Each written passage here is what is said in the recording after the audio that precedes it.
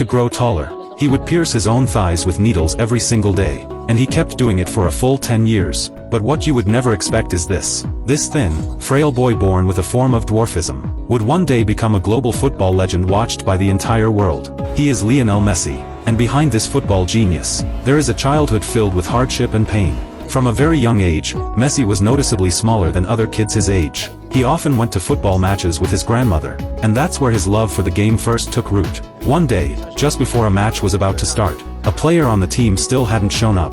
The coach was panicking, completely stressed out. Messi quietly said something to his grandmother. Hearing that, she immediately called the coach over, and sincerely recommended her grandson, Messi.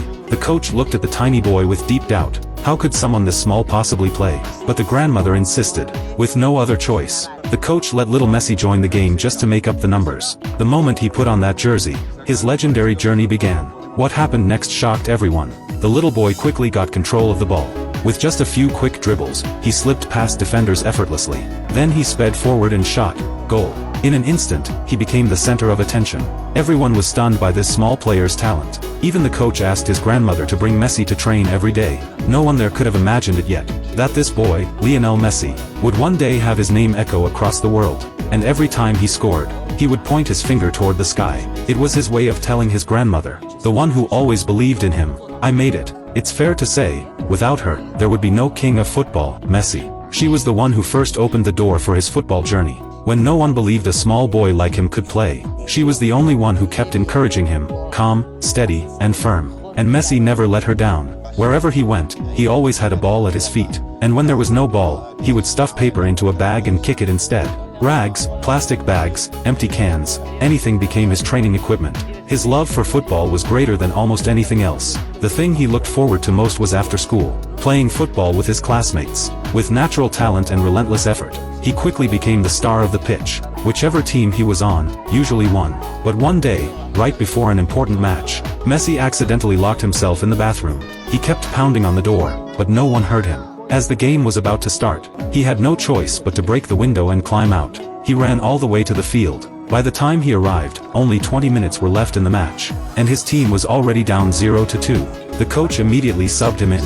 The moment Messi stepped onto the pitch, the entire game changed. By himself, he completely turned the situation around, leading his team to a comeback victory. But even though he was gifted in football, he was surprisingly terrible at football video games. Still, even if he wasn't good at games, rituals mattered. Before every match, he and his friends would put on jerseys supporting their teams. Messi always chose the number 10 for Barcelona. At that time, he never could have imagined that number 10 would one day become his own iconic number, accompanying him through countless legendary moments. Just when everyone thought his path would continue smoothly, a medical exam nearly ended his entire career. His slow growth finally caught his parents' attention. They took him to the hospital, and the diagnosis hit like a thunderbolt. He was diagnosed with a growth hormone deficiency, what we commonly call dwarfism. His parents were devastated, but Messi cared about only one thing: football.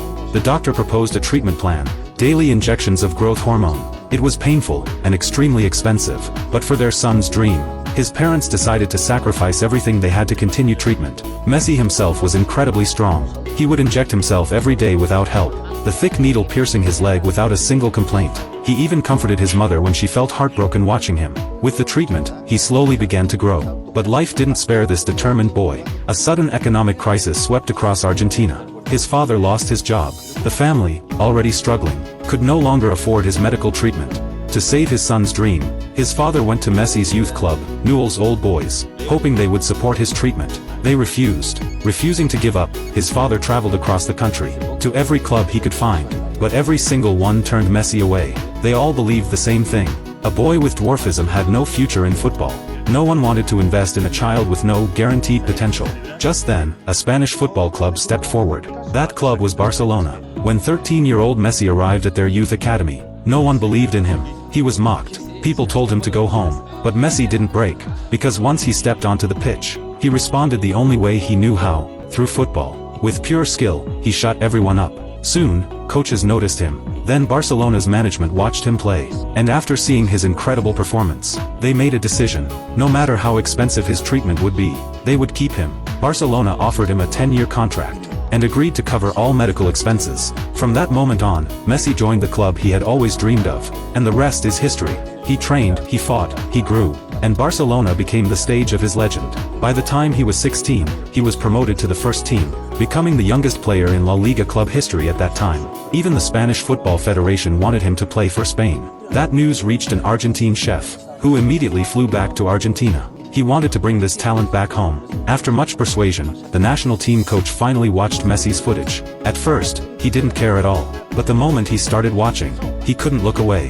This boy had extraordinary talent. Argentina immediately decided they had to bring Messi into the national team at all costs. 40 minutes later, Messi's father received a call from the Argentine Football Association. Messi chose Argentina without hesitation, but his main stage was still Barcelona.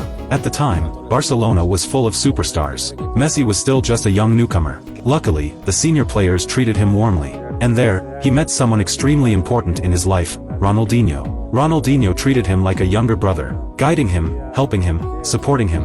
Messi's first ever goal for Barcelona came from an assist by Ronaldinho. He chipped the ball over the goalkeeper and scored. After the goal, Ronaldinho ran over and carried Messi on his back.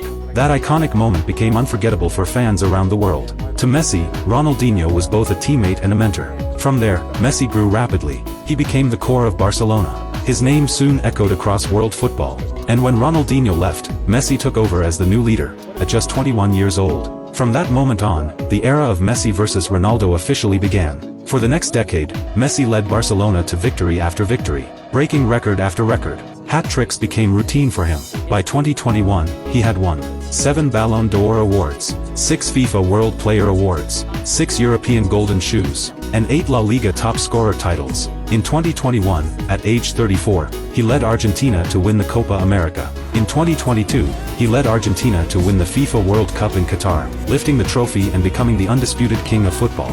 So the question is, do you think Messi can lead Argentina to defend their World Cup title this year?